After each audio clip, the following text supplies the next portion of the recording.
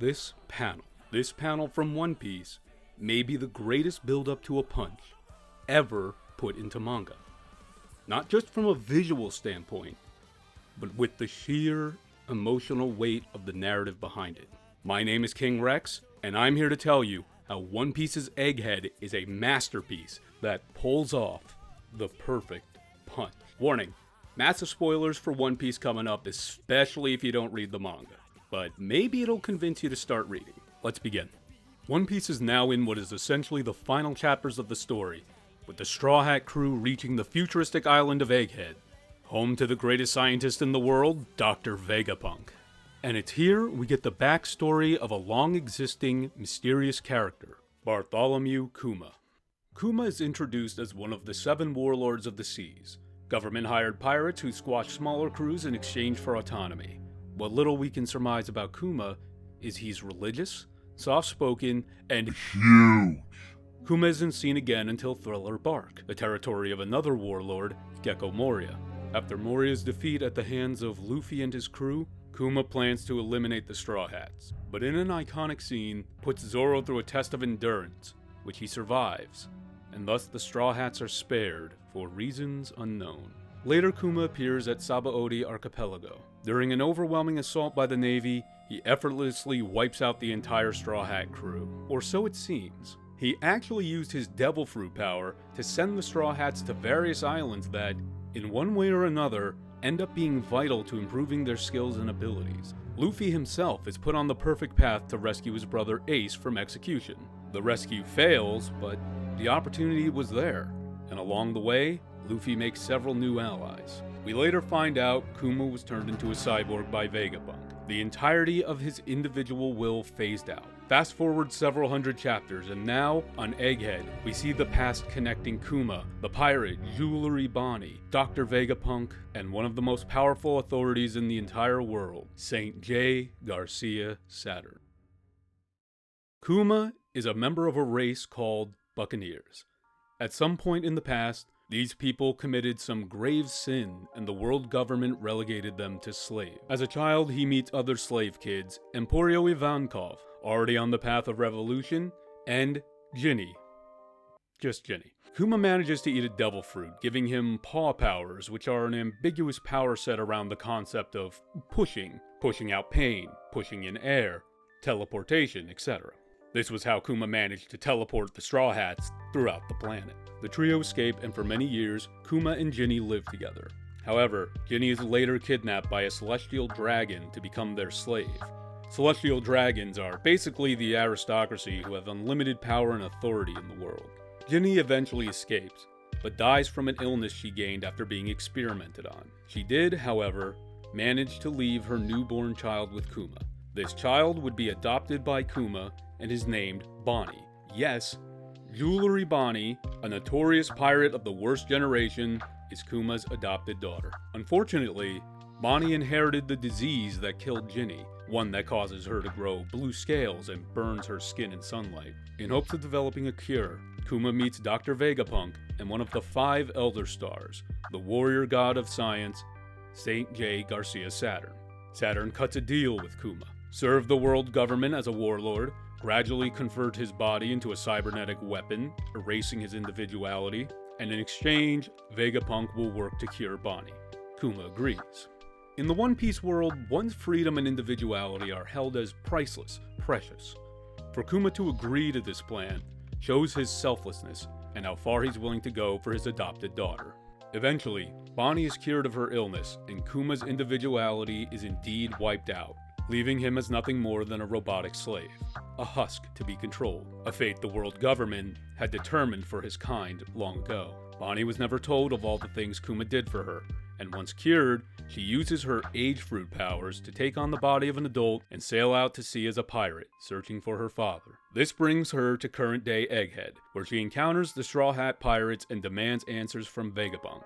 Unfortunately, one of Vegapunk's satellites, a piece of his brain and personality put into a cyborg body, rats them all out to the 5 elders. So, Admiral Kizaru and Saint Saturn himself arrive on Egghead to wipe them all out, including Vegapunk, whose meddling in the past has made him a liability. Let's talk about Saint Saturn. Saturn is a member of the Gorosei, or 5 Elder Stars, 5 men whose authority in the world is second only to the mysterious King Imu. Saturn specifically is the warrior god of science, which is why he is tasked with controlling and monitoring Vegapunk. The world government engages in all manner of atrocity: slavery, genocide, human trafficking, scientific experimentation, murder, the list goes on. One of their highest priorities seems to be keeping any research or discoveries of the blank page of history known as the Void Century dead and buried. This is why the scholars of Ohara were massacred, including everyone else on the island, leaving Nico Robin, the sole survivor, to live a scarred life as a criminal. And it's now why Vegapunk is marked for extermination. Not only is Saturn complicit in all this, he's a zealot devoted entirely to the ideology that the world government, under the rule of Imu, has unfettered dominion over the planet and all living inhabitants. He despises pirates and regards humans as lesser beings. The implications of such belief are only magnified when his monstrous true form is revealed, one implied not to be tied to a devil fruit. And on Egghead, Saturn spills it all. You see, it was Saturn who experimented on Ginny, a torture that led to her death. It was Saturn whose experimentation led to Bonney developing the same disease, and so it was Saturn who pushed Kuma to become a warlord, forcing him to turn his back on his friends and family in the hopes of curing Bonney. And it's Saturn who negotiated for Kuma to be turned into a cyborg, erasing his individuality and making him more a slave than any buccaneer has ever been.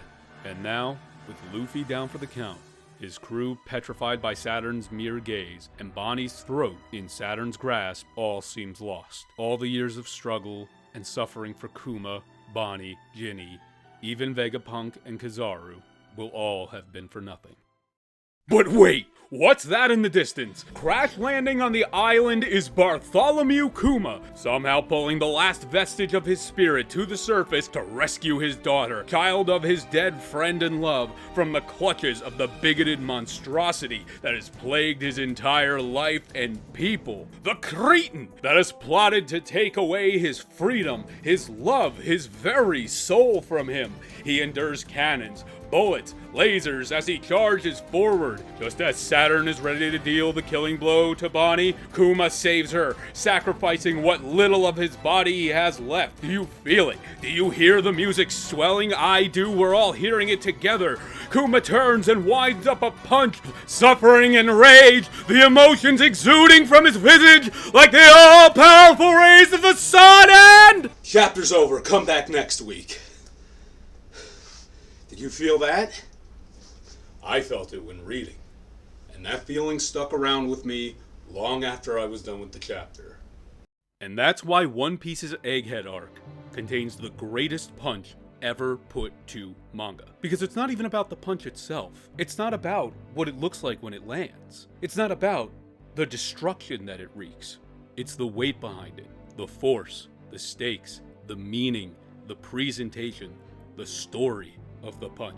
Post-time skip One Piece sometimes gets a bad rap. It starts out with the fairly underwhelming Fishman Island arc, then gets into arcs that are progressively longer and more complex than many previous arcs combined. Oda's break started during the lengthy Dressrosa arc, which led the story to drag out more. Add in the subjectively reduced cleanliness of the art, due in part to Oda's declining health, literally overworking himself into the hospital, and it's not hard to blame people for missing the often claimed golden ages of Alabasta or CP9.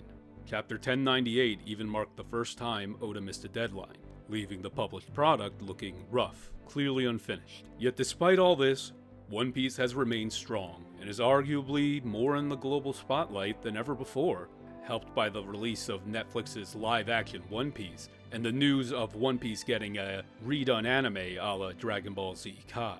The reason is that One Piece isn't just a good battle shonen manga.